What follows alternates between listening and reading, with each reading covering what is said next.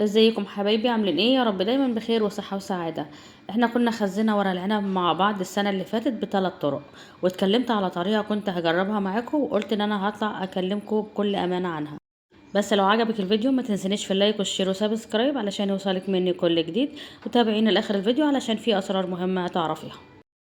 بصي يا حبايبي، دي الطريقة اللي انا كنت معتمداها، ودي الطريقة اللي انا كنت بقول ان اول مرة هجربها معاكم، وهتكلم على كل تفاصيلها علشان ما تعملهاش وترمي فلوسك في الارض. هنطلعها من البطرمان دلوقتي وهنشوف النتيجة. تمام. بصوا بقى يا حبايبي، انا عايزاكم تستبعدوا الطريقه دي تماما عن التخزين. الطريقه دي لا نفعت جوه التلاجة ولا بره التلاجة. الورق العنب طبعا طلع مهري. انا خزنتها السنه اللي فاتت وقلنا هنجربها مع بعض، لكن اللي عارف مصداقيتي انا بعمل الحاجه وبطلع اتكلم عنها. يعني انا مش بعمل فيديو خلاص ولا بخزنها واقول لك خلاص على كده، لا، انا شلتها لمده سنه كامله من السنه اللي فاتت، وبعد كده حطيت منها واحد في التلاجة وواحد بره التلاجة. طبعا الاتنين النتيجة غير مرضية تماما، فحرام ترمي فلوسك في الارض وتعمليها. تمام. لكن اللي عارف مصداقيتي طبعا، علشان حاجتك ما تبص وتدعى عليا، لا، انا طالعه اقول لك بكل صدق وامانه ان انت ما تعمليش الطريقه دي تماما. وده البطرمان التاني اللي كان في التلاجة. طيب الطريقة دي كانت عبارة عن ايه؟ احنا جبنا ورق العنب وغسلناه كويس تحت مية جارية، وبعد كده نزلناه في مية سخنة من غير اي اضافات. تمام. خليناه يلون معانا بس مش اكتر. وعملنا المحلول بتاعه، كان لكل لتر من المية ليه 3 معالق كبيرة ممسوحة من الملح، ومعلقة كبيرة من السكر، وكمان ربع كوباية من الخل. وكانت المية مغلية وسبناها تبرد، وبعد كده حطيناها على ورق العنب بتاعنا. ودي كانت نصيحتي ليكي، فبلاش تعمليها علشان هترمي فلوسك في الارض. تعالي نشوف الطريقة التانية اللي انا بخزنها بقالي سنين وفعلا تستاهل التجربة وهتعتمديها بإذن الله. الطريقة دي يا بنات برضو عملتها في 2 بطرمان.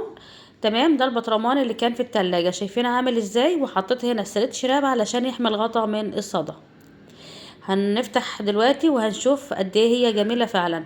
وكمان ده البطرمان التاني اللي انا كنت حطاه بره على المطبخ بقاله سنة، برضو محتفظ بلونه وطعمه. ده البطرمان اللي انا كنت حطاه في التلاجة، شايفين العنق بتاعه؟ كمان كنت حاطه هنا عصيان الشيش طاووق مكان الشبك. والله يا بنات الطريقة دي تستاهل التجربة، دي تاني سنة اعملها والله ما فيها غلطة. شايفين البطرمان ما فيهوش حاجة مهرية. الورقة متماسكة، لونها ما غيرش، محتفظة بالمزازة. عايزة اقول لكم احسن من الطازة.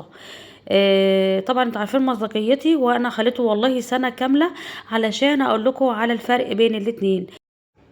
شايفين لون الورق يا بنات؟ والله شكله فعلا تحفة ويجنن.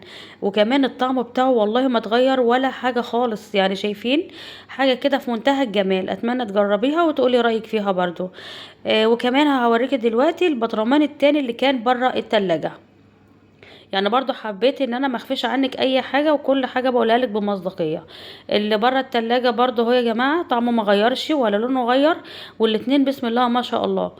بس عايزه اقولك ان اللي كان في التلاجة افضل من اللي كان على رخامة المطبخ.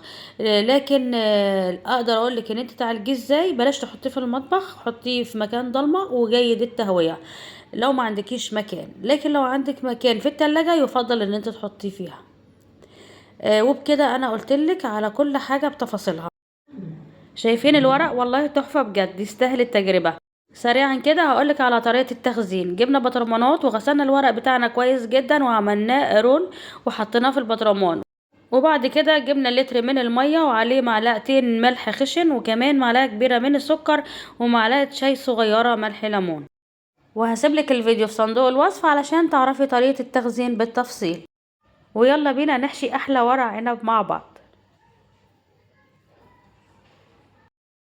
انا حبيت احشي الورق معاكم علشان اوريكم قد ايه الورقه تحفه ولونها جميل جدا، وعايزه اقول لكم ان هي متماسكه وبجد تستاهل التجربه.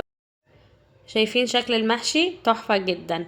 ولو وصلت لحد هنا من الفيديو اعملي لايك وشير وسبسكرايب علشان يوصلك مني كل جديد، وكومنت محفز كده حلو علشان يشجعني، وحط اللايك علشان اللايك بيرفع الفيديو. واللي جرب وصفاتي اكيد عارف مصداقيتي. ادخلي خدي جولة في القناة وهتلاقي حاجات جميلة جدا هتعجبك، وان شاء الله هتجربيها وتدعيلي. وبشكر طبعا كل حبايبي ومتابعيني اللي بيكتبوا لي كومنتات محفزة حلوة زيهم وبيشجعوني. هخلص المحشي بتاعي وهرجع لكم. انا خلصت كمية المحشي بتاعتي كلها، وبجيب الحلة بتاعتي وبرصها بالشكل ده. هنرص الصف الاول وبعد كده هنرص بالتبادل، علشان لما تيجي تقلبي الحلة يبقى الحلة بتاعتك متماسكة ما تفكش معاكي. بنحط في قعر الحلة طرنشات من البصل والطماطم، تمام.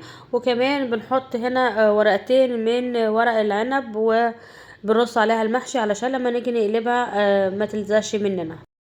وهفضل اكرر لحد ما اخلص كمية المحشي كلها بتاعتي وهرجع لكم. ودي كمية المحشي اللي انا عملتها، يلا نرفعها على النار وهنشوف هنعمل ايه. وبجيب الشوربة بتاعتي واسقي المحشي بالشكل ده، وكمان بسيب قبلها بصف علشان المحشي ما يتهريش منك. وبعدين بحط عليه طبق بالشكل ده علشان لما يجي يغلي ما يفكش معاكي. هسيبه يستوي وبعد كده هنرجع نشوف هنعمل ايه مع بعض. وده شكل المحشي بتاعنا بعد ما استوى، يلا نقدمه مع بعض وهنشوف هنعمل ايه. وده شكل المحشي بعد ما استوى، هنجيب طبق ونقلب الحلة مع بعض ونشوف المنظر عامل ايه. بسم الله الرحمن الرحيم. عايزة اقول لكم فعلا تجنن، تستاهل التجربة. عايزة اقولك فعلا هتاكلي احلى حبة محشي في حياتك. ايه رأيكم؟ مفيش اجمل من كده. هوريكم دلوقتي قد ايه مستوي وما بيشدش معاكي ومفلفل. وبكده خلص الفيديو بتاعنا، واشوفكم المرة الجاية ان شاء الله على خير.